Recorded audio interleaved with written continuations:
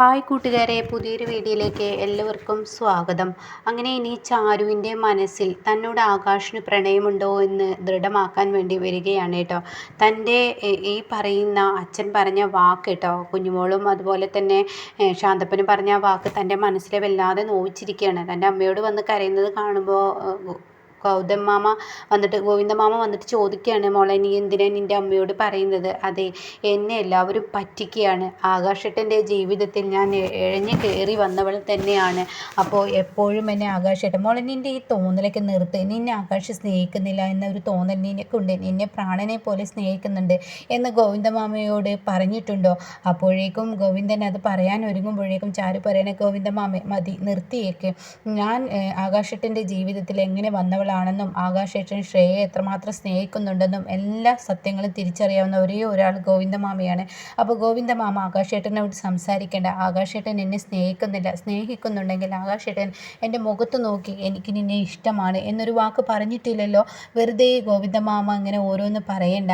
ആകാശേട്ടൻ ഒരു നിമിഷം എന്നെ സ്നേഹിക്കുന്നുണ്ടെന്ന് ഇവിടുത്തെ ഏട്ടനോട് പറയുന്നത് കേട്ടപ്പോൾ ഞാൻ പെട്ടെന്ന് ഒന്ന് നടുങ്ങിപ്പോയി. എനിക്ക് വല്ലാതെ വിശ്വസിക്കാൻ പറ്റാതെ ഞാൻ വല്ലാതെ ഒന്ന് സന്തോഷിച്ചു പോയി.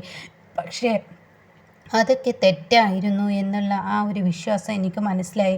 ഞാനൊന്നും ആഗ്രഹിക്കാൻ പാടില്ല, ചാരുവിനെ ഒന്നും ആഗ്രഹിക്കാൻ പാടില്ലല്ലോ. ചാരു എന്നും അങ്ങനെയാണല്ലോ. ചാരു ഒരു പാവപ്പെട്ടവളാണല്ലോ, ഒരു പിടവെക്കുന്നവൾ. അതുകൊണ്ട് ഈ വീട്ടിലോട്ട് എൻ്റെ ഗോവിന്ദമാമയെ, എൻ്റെ ബാലമാമ കാരനാണ് ഞാൻ അങ്ങോട്ടേക്ക് കയറി വന്നത് എന്നൊക്കെ എനിക്കറിയാം. പക്ഷേ ഏതൊരു പെണ്ണും ഒരു ഭർത്താവ് തന്നെ സ്നേഹിക്കുന്നതെന്ന് അറിയുമ്പോൾ ആ പെണ്ണിനുണ്ടാകുന്ന ആ സന്തോഷമുണ്ടല്ലോ, അത് പറയാനില്ല എന്നൊക്കെ പറഞ്ഞിട്ട് കരഞ്ഞിട്ട് പോകുമ്പോൾ ഗോവിന്ദമാമക്ക് പറയാനുണ്ട്, മോളെ നിന്നെ ആകാശിന് പ്രാണനാണെന്ന്. പക്ഷേ താൻ പറഞ്ഞിട്ടും കാര്യമില്ല, താൻ വിശ്വസിക്കില്ല എന്ന് മനസ്സിലാക്കിയിരിക്കുകയാണ്. ഇതേസമയം ആകാശാണെങ്കിൽ ചാരു എഴുതിയിരിക്കുന്ന ആ സത്യങ്ങൾ മനസ്സിലാക്കുമ്പോൾ ആകാശിൻ്റെ ഉള്ളിൽ വലിയ വേദനയാവാണ്, ആകാശിന് സങ്കടമാവാണ്. താൻ തെറ്റ് ചെയ്തിരിക്കുന്നു. താൻ ശ്രേയയെ സ്നേഹിച്ച സത്യം ഇവിടെ ചാരു അറിഞ്ഞെങ്കിൽ താൻ അത് പറയണമായിരുന്നു. ഞാനൊരു പെൺകുട്ടിയെ സ്നേഹിച്ചതാണ്, ശ്രേയ എന്ന പെൺകുട്ടി. അവൾ എന്നോട് ചോദിച്ചതുമാണ് ശ്രേയയുമായി എന്തെങ്കിലും മുൻവൈരാഗ്യമുണ്ടോ എന്ന് അവൾ ചോദിച്ചപ്പോൾ ഞാൻ അത് മറച്ചു വെക്കാൻ പാടില്ലായിരുന്നു. അത് ഇത് തെറ്റാണ്. ഇനി അവളോട് എല്ലാ സത്യങ്ങളും തുറന്ന് പറയണം. എനിക്ക് ശ്രേയ എന്ന പെൺകുട്ടിയെ ഇഷ്ടമായിരുന്നു, പക്ഷേ ഇപ്പോൾ ഞാൻ അവളെ വെറുക്കുകയാണ്. എൻ്റെ ജീവിതത്തിൽ പ്രാണനെ പോലെ എൻ്റെ പ്രാണൻ നീയാണെന്നുള്ള സത്യം ചാരുവിനോട് തുറന്ന് പറയണം എന്നൊക്കെ കരുതി താൻ പുറത്തോട്ട് വരുമ്പോൾ ഗോവിന്ദമാമയെ കാണാനായിട്ടാണ്. അപ്പോൾ ഗോവിന്ദമാമയോട് ചോദിക്കുകയാണ്, ഗോവിന്ദമാമ ചാരു എവിടെ? ചാരു ഇപ്പോൾ അങ്ങോട്ടേക്ക് പോയതുള്ളൂ. എന്താ മോനെ? അത് ചാരുവിനെ ഒന്ന് കാണണം, ചാരുവിനോട് കുറച്ച് സംസാരിക്കണം. അതൊക്കെ അവിടെ നിൽക്കട്ടെ. അപ്പോഴാണ് കേട്ടോ ചാരു വഴി വരുന്നത് ഗോവിന്ദമാമ കാണുക. അപ്പോൾ ഇവർ തമ്മിൽ സംസാരിക്കുന്നത് ചാരു കാണുകയാണ്. അപ്പോൾ അതോട് കൂടിയിട്ട് ചാരു ഒരു തീരുമാനം എടുക്കുകയാണ്, എന്തായാലും വേണ്ടില്ല, ഇനിയിപ്പോൾ അതിങ്ങനെ വിട്ടാൽ ശരിയാവത്തില്ല. അപ്പോൾ അതുകൊണ്ട് തന്നെ ചാരു മോളുടെ തെറ്റിദ്ധാരണ മാറ്റിയെടുക്കേണ്ടത് എൻ്റെയും കൂടി ഉത്തരവാദിത്തമാണ്. അപ്പോൾ അത് ഞാൻ ചെയ്തില്ലെങ്കിൽ ഇനി തെറ്റ് തന്നെയാണ്. അപ്പോൾ അതുകൊണ്ട് ചാരു മോളെ ഇനി മനസ്സ് വേദനിപ്പിക്കാൻ പാടില്ല, ആകാശിനെ കൊണ്ട് തന്നെ പറയിപ്പിക്കണം. ചാരുവിന് എത്രമാത്രം സ്നേഹമുണ്ടെന്ന് ആകാശ് പറയുന്നത് അവൾ കേൾക്കട്ടെ. അവൾ മറഞ്ഞു നിൽക്കുകയാണല്ലോ, ആകാശ് കണ്ടിട്ടുമില്ലല്ലോ. അപ്പോൾ അതുകൊണ്ട് ഇതിന് നല്ലൊരു സാഹചര്യം തന്നെ ആണ് എന്ന് കരുതിയിട്ട് അങ്ങ് താൻ എന്ത് ചെയ്യാണ്, ആകാശിനോട് ചോദിക്കുക, ആകാശേ ഞാൻ നിന്നോടൊരു കാര്യം ചോദിച്ചോട്ടെ? എന്താ ഗോവിന്ദമാമക്ക് എന്നോട് എന്തെങ്കിലും ചോദിക്കാൻ ഇങ്ങനെ ഒരു മുഖവര വേണോ? അപ്പോൾ അത് കേട്ട ഉടനെ തന്നെ മുഖവരയൊക്കെ വേണമല്ലോ. ഈ ഗോവിന്ദമാമ ഒരു കാര്യം ചോദിക്കുന്നത്, നീ ചാരുവിനെ സ്നേഹിക്കുന്നുണ്ടോ? എൻ്റെ ഗോവിന്ദമാമേ, നിങ്ങൾ വല്ലാതെ എന്നെ ദേഷ്യം പിടിപ്പിക്കരുത് കേട്ടോ. ഇങ്ങനത്തെ ഒരു ചോദ്യം ഞാൻ പ്രതീക്ഷിക്കാത്തൊരു ചോദ്യമാണ്. എല്ലാം അറിഞ്ഞിട്ടും അറിയാത്തതുപോലെയുള്ള ഈ പ്രകടനം ഉണ്ടല്ലോ, അതല്ലടാ ഞാൻ ചോദിച്ചതിനൊരു മറുപടി നീ പറ. ഞാൻ ചോദിച്ചത് എന്താ, നീ ചാരുവിനെ സ്നേഹിക്കുന്നുണ്ടോ? ഇതെന്താ ഗോവിന്ദമാമ ഇങ്ങനെ ഒരു ചോദ്യം? ഞാൻ പറഞ്ഞല്ലോ ഞാൻ സ്നേഹിക്കുന്നുണ്ട്. എന്താ ഗോവിന്ദമാമക്ക് എന്നെ സംശയമായിരിക്കുന്നു അല്ലേ? അതാണ് സത്യം. അപ്പോൾ ചാരു ഇതൊക്കെ കേൾക്കുമ്പോൾ ചാരുവിന് സങ്കടമാവണം. അപ്പോൾ ഗോവിന്ദമാമ മനസ്സുകൊണ്ട് ചിന്തിക്കുകയാണ്, ഈശ്വരാ ഇവനെ ഒന്ന് സ്നേഹിക്കുന്നുണ്ടെന്ന് എൻ്റെ മോളുടെ മുന്നിൽ വെച്ച് പറഞ്ഞ് അവളുടെ ഈ സങ്കടത്തിന് ഒരു അറുതിയായി. അവൻ തന്നെ എന്നോട് പറയുന്നത് കേട്ട അതിനൊരു അവസാനമായി. ഇവനാണെങ്കിലും ഇവളോട് വെട്ടിത്തുറന്ന് പറയുന്നില്ലല്ലോ എന്നൊക്കെ എന്നെ ചിന്തിച്ചു പോവാണ്. അപ്പോൾ ഈ സമയം ചാരു ആണെങ്കിലോ ഒക്കെ മാറി നിന്ന് കാണുകയാണ്. അപ്പോൾ എന്താ ഗോവിന്ദമാമേ, മോനെ ഞാൻ ചോദിച്ചതിനുള്ളൊരു മറുപടി നീ തന്നാൽ മതി. നീ ചാരുവിനെ സ്നേഹിക്കുന്നുണ്ടോ? ഈ സത്യം നീ ഒന്ന് എന്നോട് പറയടാ. അപ്പോൾ തന്നെ ഗോവിന്ദമാമേ, എനിക്ക് ചാരുവിനെ സ്നേഹമുണ്ടോ ഇല്ലേ എന്ന് ചോദിച്ചതിൻ്റെ അർത്ഥം എനിക്ക് മനസ്സിലായി. കാരണം ശ്രേയയെ ഞാൻ സ്നേഹിച്ചിരുന്നല്ലോ, ഇപ്പോഴും ശ്രേയ എന്ന് പറയുന്നവൾ എൻ്റെ മനസ്സിലുണ്ടോ എന്ന് അറിയാനാണ് ഗോവിന്ദമാമ ഇങ്ങനെയൊരു ചോദ്യം ചോദിച്ചതെന്നൊക്കെ എനിക്ക് മനസ്സിലായി. അത് പിന്നെ മോനെ എന്ന് പറഞ്ഞിട്ട് ഇങ്ങനെ ഉരുണ്ട് കളിക്കുകയാണ്. അപ്പോൾ ഉടൻ തന്നെ മോനെ നീ എന്നോട് ക്ഷമിക്കണം, ഇതിപ്പോൾ നിന്നെ കൊണ്ട് പറയിപ്പിക്കേണ്ടത് എൻ്റെ ആവശ്യമല്ല, മറ്റുള്ളവരുടെ ആവശ്യമാണ്. അപ്പോൾ എന്താ ഗോവിന്ദമാമ പറഞ്ഞ് മറ്റുള്ളവരുടെ ആവശ്യമാണ്? ആ, മറ്റുള്ളവരുടെ ആവശ്യമാണെന്ന് കൂട്ടിക്കോ, എൻ്റെ മനസ്സിലിരിപ്പ് മറ്റുള്ളവരൊക്കെ അറിയുന്നത് നല്ലതല്ലേ, അതുകൊണ്ട് ചോദിച്ചതാണ്. അപ്പോൾ ആകാശ് പറയണേ, ഞാനൊരു കാര്യം പറയട്ടെ ഗോവിന്ദമാമ, എൻ്റെ ജീവിതത്തിൽ എനിക്ക് പ്രാണനേക്കാൾ ജീവനാണ് ഈ പറയുന്ന എൻ്റെ ചാരു. ശരിയാണ്, ഞാൻ ശ്രേയയെ സ്നേഹിച്ചിരുന്നു ഒരു കാലഘട്ടത്തിൽ. ശ്രേയ എന്ന പെണ്ണില്ലാതെ എൻ്റെ ജീവിതം മുന്നോട്ട് പോയില്ല എന്നുള്ളൊരു തീരുമാനം എടുത്ത വ്യക്തിയാണ്. പക്ഷേ ഞാൻ ഈ ചാരുവിൻ്റെ കഴുത്തിൽ താലി കെട്ടിയത് മുതൽ അവളെ ഞാൻ മനസ്സുകൊണ്ട് അന്ന് അംഗീകരിച്ചില്ലെങ്കിലും ഇന്നിപ്പോൾ ഞാൻ രണ്ടാമത്തെ താലി കെട്ടില്ലാതെ അവളെ മനസ്സുകൊണ്ട് അംഗീകരിച്ചു. ഇപ്പോൾ എൻ്റെ ജീവിതത്തിൽ ഒരു പെണ്ണുണ്ടെങ്കിൽ അതെൻ്റെ ചാരുവാണ്, എൻ്റെ കാക്കുത്തിയാണ്. അതെന്താ നീ വെറുതെ പറയുകയാണോ? ശ്രേയ നല്ലൊരു ഗവൺമെൻറ് ഉദ്യോഗസ്ഥൻ, നിൻ്റെ പഠിപ്പിനനുസരിച്ച് അങ്ങനെയൊക്കെയുള്ളതല്ലേ, അതൊക്കെ ശരിയായിരിക്കും. ശ്രേയക്കൊരു മനസ്സില്ല, എന്നാൽ ചാരുവിനൊരു മനസ്സുണ്ട്. ചാരു എപ്പോഴും അക്കുച്ചേട്ട എന്ന് പറഞ്ഞ് എൻ്റെ പിറകെ നടക്കുക. ഞാൻ എത്ര അപമാനിച്ചിട്ടും അവഹേളിച്ചിട്ടും അവൾ അതൊന്നും വില വെക്കാതെ എനിക്ക് ചെയ്യേണ്ട കാര്യങ്ങൾ ചെയ്തു തന്നു. ഞാൻ അവളെ ഒരു ഭാര്യയായി കണ്ടിട്ടില്ലാത്ത സമയത്തും അവളൊരു ഭർത്താവിന് ചെയ്യേണ്ട കടമകളെല്ലാം അവൾ ചെയ്തിട്ടും, എനിക്ക് ഫുഡ് അങ്ങനെയുള്ള കാര്യങ്ങളൊക്കെ ചെയ്തിട്ടും, അവളെപ്പോലെ ഒരു മഹാലക്ഷ്മി എൻ്റെ കയ്യിൽ വെച്ച് തന്നിട്ട് ഞാനെന്തിനാ അത് തട്ടിത്തെറിപ്പിച്ച് കളയുന്നു? ഇത് കേൾക്കുന്ന ചാരുവിന് വാക്കുകളില്ല കേട്ടോ. ചാരുവിന് വല്ലാത്ത സന്തോഷമാവാണ്, തൻ്റെ കണ്ണുകൾ നിറഞ്ഞിരിക്കുകയാണ്. എന്നിട്ട് പറയാണ്, ഇനി ആരെൻ്റെ മുന്നിലോട്ട് വന്നാലും എൻ്റെ ചാരുവിനൊപ്പമാവില്ല എനിക്ക്. എൻ്റെ ജീവിതത്തിൽ ഒരു പെണ്ണുണ്ടെങ്കിൽ അതെൻ്റെ ചാരുവാണ്. ചാരുവിനെ ഞാൻ പ്രണയിച്ചിട്ടൊന്നുമില്ല, ശ്രേയയെ പ്രണയിച്ചു എന്ന ഒരു കുറ്റബോധം ഇപ്പം എന്നിലുണ്ട്. അവളെപ്പോലെ ഒരു പെണ്ണിനെ ഞാൻ ഒരിക്കലും സ്നേഹിക്കാൻ പാടില്ലായിരുന്നു. മനസ്സറിയുന്നവരെയാണ് കല്യാണം കഴിക്കേണ്ടത്, മനസ്സിൻ്റെ വെളുപ്പറിയുന്നവരെയാണ് വിവാഹ ജീവിതത്തിൽ കൊണ്ടുവരേണ്ടത് എന്ന സത്യം ഞാനിപ്പോൾ മനസ്സിലാക്കിയിരിക്കുകയാണ്. അപ്പോൾ ഇത് കേട്ടോടെ തന്നെ, അല്ല ഇതൊക്കെ ഗോവിന്ദമാമ എന്തിനാ വീണ്ടും എന്നെ കൊണ്ട് പറയിപ്പിക്കുന്നത്? എത്രയോ തവണ ഗോവിന്ദമാമനോട് ഞാൻ പറഞ്ഞതല്ലേ മോനെ, ഒന്നുമില്ലാതെ ഗോവിന്ദമാമൻ നിന്നോട് ഇതൊക്കെ ചോദിക്കുമോ? എന്തെങ്കിലുമൊക്കെ ഉണ്ടാവുമായിരിക്കും. ഇപ്പം മോനെ ഈ വാക്കുകളൊക്കെ പറഞ്ഞു, കേൾക്കേണ്ടവർ കേട്ടു. എന്താ ഗോവിന്ദമാമ പറഞ്ഞ് കേൾക്കേണ്ടവർ കേട്ടോ എന്ന് ആകാശ് ചോദിക്കുകയാണ്.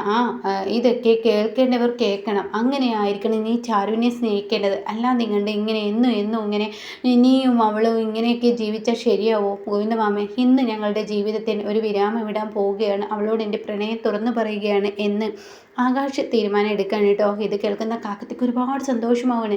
താൻ തൻ്റെ റൂമിലോട്ട് ഓടിക്കയറാണ്, തൻ്റെ റൂമിൽ ഇരുന്ന് ചിരിക്കുകയാണ്. തൻ്റെ മനസ്സിൽ വലിയൊരു ലഡു തന്നെ പൊട്ടിയിരിക്കുകയാണ്. ലഡു അല്ല, ഡബിൾ ലഡു ആണ് തൻ്റെ മനസ്സിൽ പൊട്ടിയിരിക്കുന്നത്. അത്രയും ഇഷ്ടം തോന്നുകയാണ് ആകാശിനോട്. അങ്ങനെ കാക്കുത്തിയെ തൻ്റെ പ്രാണനായി കാണുന്നു എന്ന് ആകാശ് പറഞ്ഞത് ഇങ്ങനെ ഓർത്ത് ചാരു ഇങ്ങനെ കെട്ടിപ്പിടിക്കുന്ന ആ ഒരു സീനിൽ നിൽക്കുമ്പോഴാണ് തൻ്റെ ഫോണിലോട്ട് ആകാശിൻ്റെ ഫോൺ വരുന്നത് കേട്ടോ. അപ്പോൾ ഉടൻ തന്നെ ആകാശേട്ടനാണല്ലോ, അക്കുച്ചേട്ടനാണല്ലോ എന്ന് പറഞ്ഞിട്ട് ആ ഫോൺ എടുക്കുക. എന്താ അക്കുച്ചേട്ടൻ എന്നെ വിളിച്ചത്? കാക്കുത്തി നീ എവിടെയാണ്? ഞാൻ റൂമിലിരിപ്പുണ്ട്, എന്നാൽ നീ പുറത്ത് വെളിയിലോട്ടൊന്ന് വന്നേ. എന്താ അക്കുച്ചേട്ടാ? ഞാൻ പറയുന്നത് നീ കേൾക്കില്ലേ? എൻ്റെ ഡയറി ഇരിപ്പുണ്ട്, ആ ഡയറിയും കൂടി എടുത്തിട്ട് വാ. അത് കേൾക്കുന്ന കാക്കുത്തിയുടെ ഉള്ളിൽ പെടപെടപ്പ് വരികയാണ് കേട്ടോ. തൻ്റെ നെഞ്ചിടിപ്പ് കൂടി. ഈശ്വര, എന്തിനായിരിക്കും എൻ്റെ അക്കുച്ചേട്ടൻ എന്നെ താഴോട്ട് വിളിക്കുന്നുണ്ടാവുക?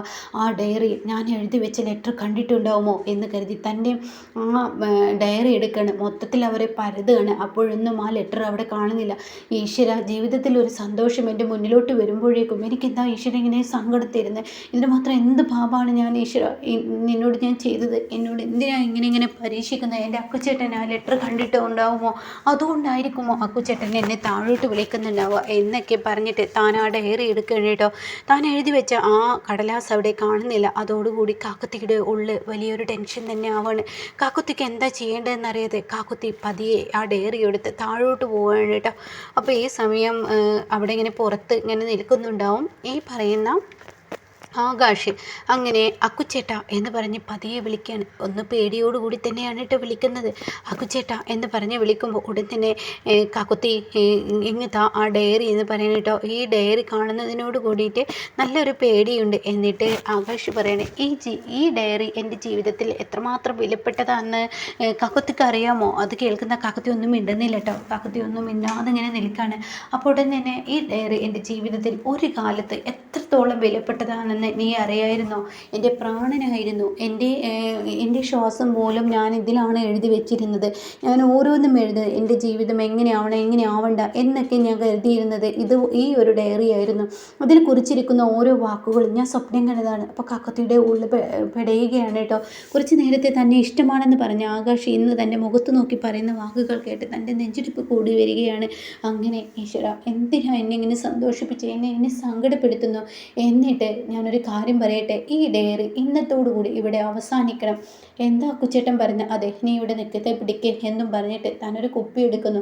എന്നിട്ട് തൻ്റെ ബൈക്കിൻ്റെ അടിയിൽ നിന്ന് പെട്രോൾ എടുക്കുകയാണ് കേട്ടോ. അപ്പോൾ ഇതൊക്കെ കണ്ട് എന്താണ് ഇവൻ ചെയ്യുന്നതെന്ന് മനസ്സിലാവാതെ നിൽക്കുകയാണ്. ആ സമയമാണ് കേട്ടോ ഹേമയും ഹേമയുടെ മൂത്ത മകനും അരവിന്ദനും കൂടി മുകളിൽ നിന്ന് നോക്കുന്നത്. എടാ, അവൻ എന്താ ഈ കാണിക്കുന്നത്? അറിയില്ലാമേ, നമുക്ക് മാറി നിന്ന് കാണാം എന്ന് പറയാൻ കേട്ടോ. അങ്ങനെ അവർ മാറി നിന്ന് കാണാണ്. എന്നിട്ട് കാക്കുത്തിയോട് പറയാണ്, കാക്കുത്തി ആ ഡയറി ഇങ്ങ് തായോ എന്ന് പറഞ്ഞിട്ട് താഴോട്ടിട്ടിട്ട് അതിന് മുകളിൽ പെട്രോൾ അഴിച്ചിട്ട്, ഇത് എൻ്റെ ജീവിതത്തിൽ നിന്നും എന്നോ ഞാൻ കത്തിച്ച് കളഞ്ഞ ആ ഒരു അധ്യായമാണ്. അതുകൊണ്ട് ഇത് ഞാൻ ഒരിക്കലും തുറക്കില്ല. ഈ അധ്യായം എനിക്ക് ഇഷ്ടപ്പെടുന്നില്ല. എൻ്റെ ജീവിതത്തിൽ ഇനി ഒരാളുണ്ടെങ്കിൽ അതെൻ്റെ കാക്കുത്തിയാണ്. ഇനി കാക്കുത്തിയുമായുള്ള ജീവിതമാണ് ഞാൻ സ്വപ്നം കാണുന്നത്. ഇത് കേൾക്കുന്ന ചാരുവിന് പറയാൻ വാക്കുകളില്ല കേട്ടോ. ആകാശിൻ്റെ വായിൽ നിന്ന് തന്നെ ആ ഒരു വാക്ക് കേട്ട കാക്കുത്തിയുടെ കണ്ണിങ്ങനെ നിറയാണ് കേട്ടോ. എന്താടോ എന്ന് പറഞ്ഞിട്ട് തൻ്റെ കയ്യിൽ ഇങ്ങനെ കയറി പിടിക്കുകയാണ് ആകാശ്. അങ്ങനെ കാക്കുത്തിയുടെ കയ്യിൽ അക്കുച്ചേട്ടൻ പിടിക്കുമ്പോൾ കാക്കുത്തിക്കുണ്ടാവുന്ന സന്തോഷം പറയാനില്ല. അങ്ങനെ ചാരുവും ആകാശവും പിടിക്കുന്ന കണ്ട് ഹേമ എന്തോ നാടകയും കാട്ടുന്നത്. അതിനിടയ്ക്ക് തൻ്റെ പോക്കറ്റിൽ നിന്ന് ഈ കുറിപ്പ് എടുക്കുന്നുണ്ട് കേട്ടോ. എടോ, ഞാൻ ശ്രേയയുമായി പ്രണയത്തിലായിരുന്നു, അത് സത്യമാണ്. നീ എൻ്റെ ഡയറി വായിച്ചൂലേ? അത് പിന്നെ അക്കുച്ചേട്ട എന്ന് പറയുമ്പോൾ, ഓ, വായിച്ചത് നന്നായി. എനിക്ക് നിന്നോടിത് തുറന്നു പറയാൻ പറ്റാതിരിക്കുകയായിരുന്നു. നീ അറിഞ്ഞത് കൊണ്ട് തന്നെ ഞാൻ പറയുന്നു. ഒരു കാലത്ത് അവൾ എനിക്ക് പ്രാണനായിരുന്നു. അവളില്ലാതെ എനിക്ക് ജീവിക്കാൻ കഴിയില്ല എന്ന ആ ഒരു ഇതിൽ ജീവിച്ചവനാണ് ഞാൻ. അതുകൊണ്ട് ഇപ്പോൾ ഞാൻ പറയുന്നു, നീയാണ് എൻ്റെ പ്രാണൻ. ഇനി ആ അധ്യായം ഞാൻ ഇവിടെ വെച്ച് അവസാനിപ്പിക്കുന്നു. അതുകൊണ്ട് തന്നെ കാക്കുത്തി എഴുതിയ ഈ കത്തും അതിലോട്ടങ്ങ് ഇട്ടേ എന്ന് പറഞ്ഞിട്ട് കാക്കുത്തി എഴുതിയ ആ ലെറ്ററും അതിലോട്ട് ഇടുകയാണ് കേട്ടോ.